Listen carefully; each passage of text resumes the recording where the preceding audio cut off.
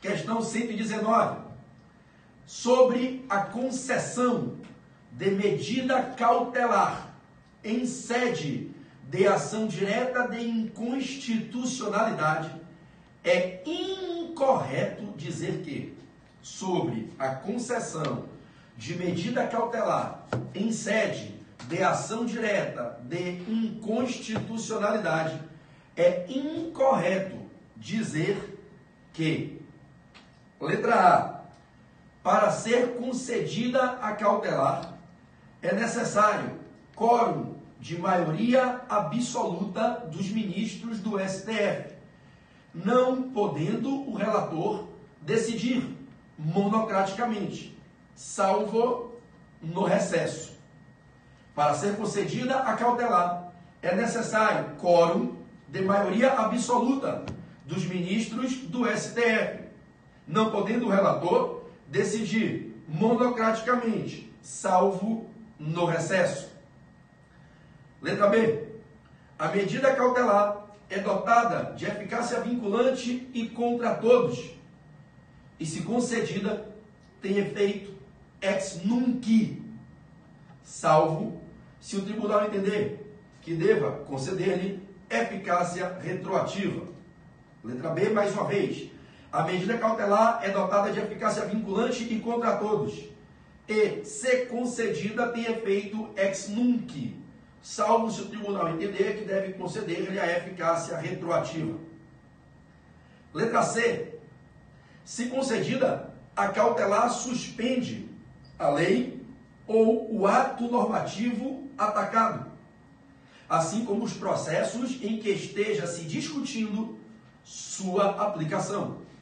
Se concedida, a cautelar suspende a lei ou ato normativo atacado, assim como os processos em que esteja se discutindo sua aplicação.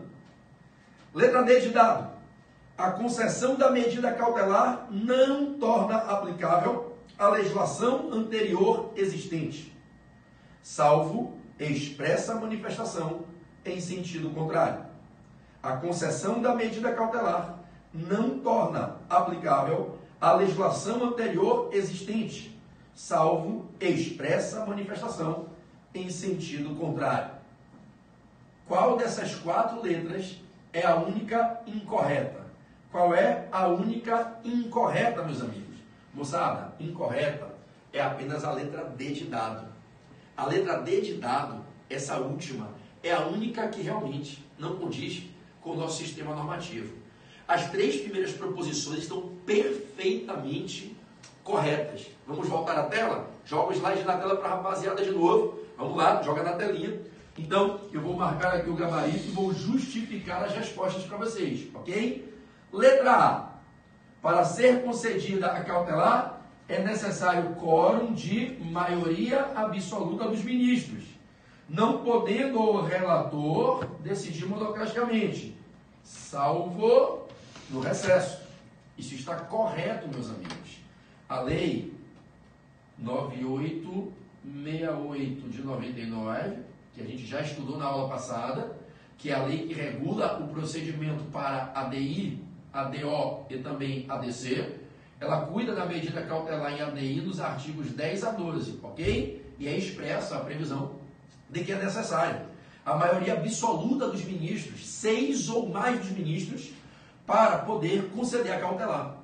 Essa regra é relativizada no período do recesso, em que o relator pode monocraticamente conceder a cautelar ad referendum. A cautelar precisa ser confirmada a posteriori quando o recesso se encerrar e o plenário se instaurar mais uma vez. O que está escrito na letra A é correto. Se cair na sua prova, no seu concurso, no seu exame, isso é correto. Para ser concedida a cautelar é necessário o quórum de maioria absoluta dos ministros do STF, não podendo o relator decidir monocraticamente, salvo no recesso. Verdade. Professor, então, por que não é o gabarito? Olha o enunciado da questão, gente.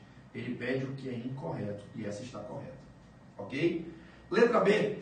Deixa eu mudar de cor aqui para chamar a atenção, vou botar um azulzinho. A medida cautelar é dotada de eficácia vinculante e contra todos, e se concedida, tem efeito ex nunc, salvo se o tribunal entender que deva conceder-lhe eficácia retroativa.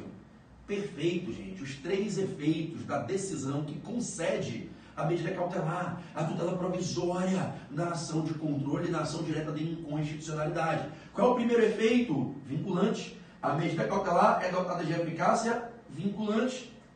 Qual o segundo efeito? Erga omnes. Então, ela tem eficácia vinculante e contra todos, erga omnes. E se concedida, tem efeito ex nunc, prospectivo, dali para frente. Essa é a regra. A regra das cautelares, prestem atenção, é o oposto das decisões finais. Nas decisões finais que declaram constitucionalidade ou inconstitucionalidade em definitivo, a decisão final retroage, ela tem eficácia ex nunc. Na cautelar é o contrário. Isso derruba muita gente em prova, moçada. Ó, asterisco aqui. A regra das cautelares é que elas vão promover os seus efeitos, produzir os seus efeitos de forma vinculante erga omnes, dali para frente, da data em que elas são concedidas para frente. Mas é claro que se o tribunal entender, e isso é excepcional, que deva atribuir o efeito ex nunc, poderá atribuir o efeito ex nunc. Isso está correto. Joga essa imagem para mim, cheia, tudo comigo agora. Joga para mim a imagem, vem comigo. Rapaziada, quando vocês estiverem fazendo uma questão de prova, existem 2 tipos de decisões que o STF profere, julgando uma ADI, uma ADO, uma ADC, uma DPF. A decisão em que se julga um pedido de concessão da cautelar, da tutela provisória, e a decisão final. Ambas as decisões, a que vai decidir se concede ou se denega a cautelar requerida, e a que vai decidir ao final se julga procedente ou improcedente a ADI, a ADO, a ADC, a DPF, ambas as decisões, a decisão meio quanto à concessão ou não da tutela provisória e a decisão final para julgar, enfim, o feito definitivamente, declarando constitucional ou inconstitucional aquele objeto apreciado. Ambas as decisões têm efeitos erga omnes e vinculantes. As decisões do STF em controle abstrato, incluindo as de concessão ou de denegação de tutela provisória, de liminar, de medida cautelar. E as decisões finais, ambas, elas sempre têm efeito vinculante e erga omnes. Agora, a decisão final, em regra, tem efeito ex nunc. A decisão meio, a decisão de conceder, por exemplo, a tutela provisória, a medida cautelar, tem efeito ex nunc. Ocorre que o legislador mandou muito bem quando disse que se o Supremo entender que é necessário conceder a cautelar com eficácia retroativa, ele pode. Isso tem que ser decidido ali pelos ministros na hora, se eles querem ou não atribuir a eficácia retroativa à medida cautelar. Imaginem que foi aprovada uma lei federal bizarramente inconstitucional, autorizando a prática de medidas esdrúxulas pela administração federal, e uma semana depois foi ajuizado um ADI com pedido de medida cautelar. E essa medida cautelar é concedida 2 semanas depois, já com 3 semanas da vigência da lei. E nessas 3 semanas a lei produziu efeitos bizarros e atingiu relações jurídicas de forma nefasta. É claro que o Supremo pode, 3 semanas após a edição da lei, veio a lei, publicada, entrou em vigência no dia de sua publicação, 1 semana depois se ajuizou a ADI, 2 semanas depois se decidiu conceder a cautelar numa sessão plenária. Ora, o Supremo pode dizer, peraí, nessas 3 semanas essa lei não pode ter produzido os efeitos que ela produziu. As relações jurídicas que foram atingidas por essa lei têm que ser libertadas dessa lei. Essa lei é uma desgraçada lei, atentatória, vilipendiadora do sistema constitucional. Eles concedem a cautelar para suspender a lei dali para frente e atribuem o efeito retroativo à cautelar para afastar a aplicação da lei das relações em que, em tese, ela estaria sendo aplicada. Então, é possível que o Supremo decida quebrar a regra que a medida cautelar tem efeitos ex nunc e, excepcionalmente, atribuir à cautelar os efeitos ex nunc, que, em regra, são efeitos da decisão final. Ok, meus amados? Estamos juntos? Volta para a tela, traz a imagem para mim, bota o exercício de novo para essa rapaziada do Brasil inteiro, que vai ser aprovada, que não vai errar nada de controle de constitucionalidade, qualquer que seja a prova que venham a realizar. Letra C. Se concedida a cautelar, suspende a lei ou ato normativo atacado, assim como os processos em que esteja se discutindo sua aplicação. Correto? A cautelar, ela vai, deixa eu mudar a cor aqui, deixa eu botar o verde agora. Se concedida, a cautelar suspende a lei ou ato normativo atacado, assim como os processos em que esteja se discutindo sua aplicação. Claro, imagina esse exemplo que eu dava há pouco, da lei federal, né? Você consegue botar num pipe aí na tela? É possível? Você consegue me botar pequenininho na tela para a rapaziada de casa conseguir me enxergar enquanto eu explico? Ô moçada, ora, imagina esse exemplo que eu dava agora há pouco, veio a lei federal, 1 semana depois se ajuizou a ADI, 2 semanas depois veio a cautelar. concedida cautelar, rapaziada, a lei é automaticamente suspensa. A ação não é uma ação pedindo que se declare a inconstitucionalidade. Nós não estamos falando de ADI, olha o enunciado, ADI é uma ação que está acusando a lei de ser inconstitucional e o pedido principal é que declare a inconstitucionalidade. Se o plenário do STF, pela sua maioria absoluta, às vezes, quiçá até mesmo por unanimidade, concedeu a cautelar, é porque se está entendendo, pelo menos liminarmente ali, que essa lei é inconstitucional. Não, se não fosse isso, não se consideraria cautelar na ação direta da inconstitucionalidade. E nessa toada, essa medida concedida suspende de imediata aplicação da lei.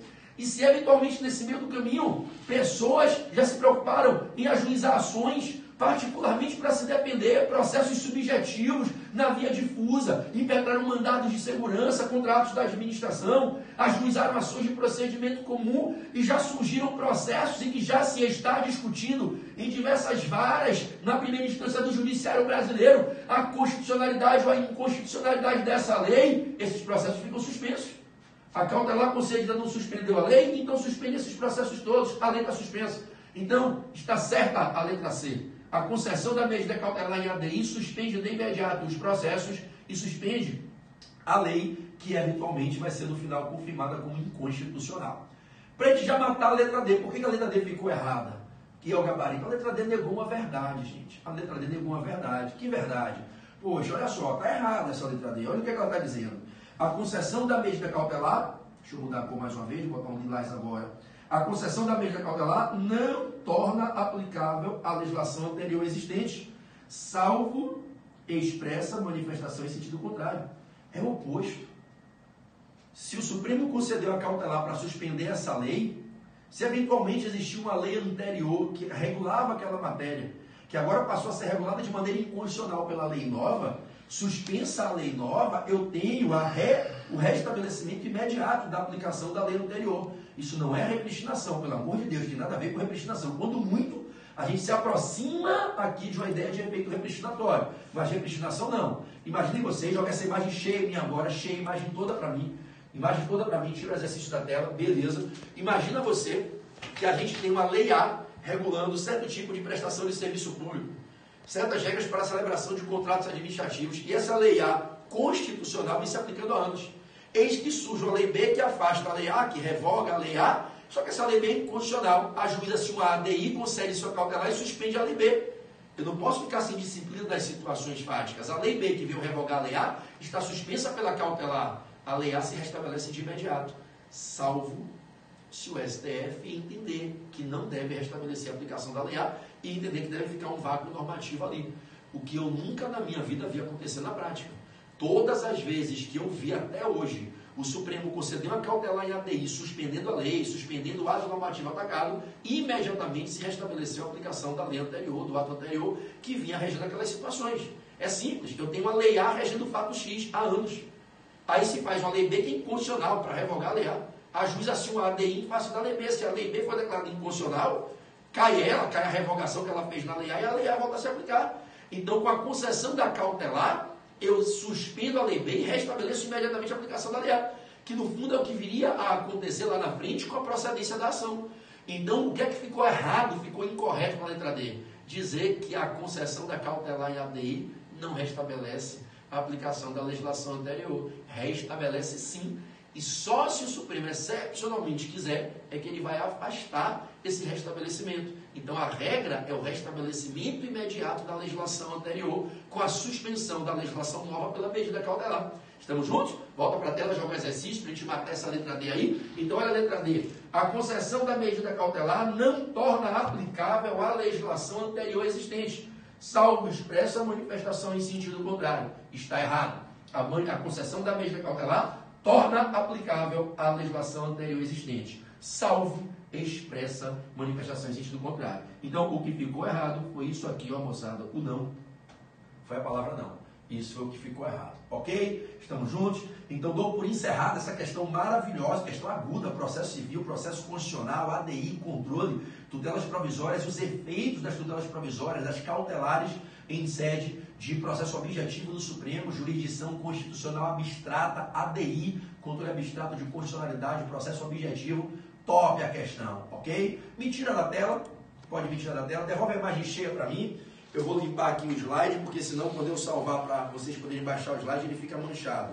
Então deixa eu só apagar os rabiscos que eu fiz aqui, slide já limpinho. Vou para a questão 120, joga na tela, questão 120, para essa minha galera linda de todo o Brasil, ok? Vamos lá, questão de número 120. Opa, joga para mim cheia, joga essa imagem cheia para mim. Eu acho que eu usei uma questão aqui, deixa eu ver, da aula passada. Tenho quase certeza que essa questão 120 seria da aula passada. Não tenho certeza, que agora eu não me lembro. Mas, vamos lá. Se for, eu vou fazer de novo, tá? Para a gente treinar mais uma vez. Me parece uma questão que eu fiz na aula passada, mas pode ser que não. Então, vamos lá. Joga 120 na tela. Se for repetida, você vai mais uma vez comigo. O treinamento não prejudica. Vamos lá? Sobre a concessão de medida cautelar em sede de ação direta de inconstitucionalidade, é correto dizer que, letra A, o relator, julgando indispensável, ouvirá o advogado-geral da União e o... Ah, essa questão é nova. Olha que pegadinha desgraçada. Essa questão parece com a da aula passada, mas não, meu irmão. Que questão ninja. Vamos de novo. É sobre a cautelar, sobre a concessão, sobre a concessão de medida cautelar em sede de ADI. É correto dizer que o relator, julgando indispensável, ouvirá o advogado-geral da União e o procurador-geral da República no prazo de 5 dias. Letra B. O relator, julgando indispensável, ouvirá o advogado-geral da União e o procurador-geral da República no prazo de 3 dias. Letra C. O relator, julgando indispensável, ouvirá o advogado-geral da União e o procurador-geral da República no prazo de 15 dias. Letra D. O relator, julgando indispensável, ouvirá o advogado-geral da União e o procurador-geral da República no prazo de 10 dias. Moçada, olha que pegadinha desgraçada. Joga essa imagenzinha para mim para poder dar a resposta. Aqui não é a participação do AGU e do PGR para a decisão de mérito. Aqui é para decidir se concede ou não concede a cautelar. Olha que pergunta venenosa. A maldade está no enunciado da questão. Porque a gente aprendeu na aula passada que o AGU tem 15 dias para se manifestar e o PGR também. Primeiro o AGU, depois o PGR. Lembram? Lembram que as 3 autoridades que falam, lembram? Primeiro fala a autoridade responsável pela lei editada. Uma lei federal. Primeiro vem lá o procurador do Congresso Nacional. A autoridade que representa, que defende o órgão responsável pela emissão, pela expedição do ato que está sendo atacado na DI, num prazo de 30 dias. Depois o AGU, que tem que falar para defender a lei, para defender o ato, 15 dias. E depois o PGR, que aqui vai dar um parecer neutro, sem nenhuma obrigação de defender ou de atacar a lei. Vai dizer o que entende do seu parecer, mais 15 dias. 30 dias para a autoridade, 15 dias para o AGU, 15 dias para o PGR. AGU e PGR têm que participar obrigatoriamente do procedimento e cada um tem 15 dias. A gente fez questão sobre isso na aula passada. Só que agora, olha que maldade. A questão pergunta sobre participação do AGU e do PGR, não para a questão principal que está sendo posta, e sim para a tomada de decisão quanto ao pedido de concessão da medida cautelar, da tutela provisória. Será que é imprescindível ouvir o PGR e o AGU para decidir um pedido de concessão da liminar? Porque isso atrasa. O pedido de concessão de uma liminar, normalmente, quando a tutela provisória é fundada na urgência, não pode esperar, o rito tem que ser encurtado. Então, o que é que diz o nosso legislador na Lei 9868 de 99, lá nos artigos referentes à tutela provisória, à medida cautelar em ADI, artigos 10, 11 e 12? Ele é claro, o relator vai analisar se é indispensável. Se não for indispensável, ele dispensa o AGU e o PGR para analisar o pedido de concessão da medida cautelar. Mas se ele entender que é imprescindível, que é indispensável, aí ele vai pedir a participação do AGU e do PGR se manifestando. E aí o prazo será de 3 dias e não de 15. Aquele prazo de 15 dias para o AGU e 15 dias para o PGR, quando a gente fala da análise do pedido de concessão da liminar, esse prazo cai de 15 para 3 dias, moçada. E mais, o relator é que vai decidir se é indispensável ou não ouvir o AGU e o PGR quanto à formação do pleno para decidir a concessão ou não da medida cautelar requerida, o pedido de concessão da cautelar. Joga na tela de novo. A letra correta aqui é a letra B de bola, ok? Letra B de bola. O relator, julgando indispensável e somente se ele entender que isso é indispensável, que é imprescindível, ele ouvirá o AGU e o PGR no prazo de 3 dias, ok? A maldade está aqui no caput, ó, no enunciado da questão, sobre a concessão de medida cautelar. De fato, essa questão 120 é diferente da questão anterior que a gente fez, ok? Que se eu não tiver equivocado, se eu tiver com esses slides aqui, foi essa aqui, foi a 118, né, que a gente fez na aula passada, né, sobre a ação direta de inconstitucionalidade e os prazos para a participação do representante do órgão de onde emanou o ato impugnado, bem como do AGU e do PGR. É correto dizer que o representante deve se manifestar em 30 dias e após ele o AGU e o PGR nessa ordem, cada um com 15 dias. Letra A foi a questão da aula passada, a questão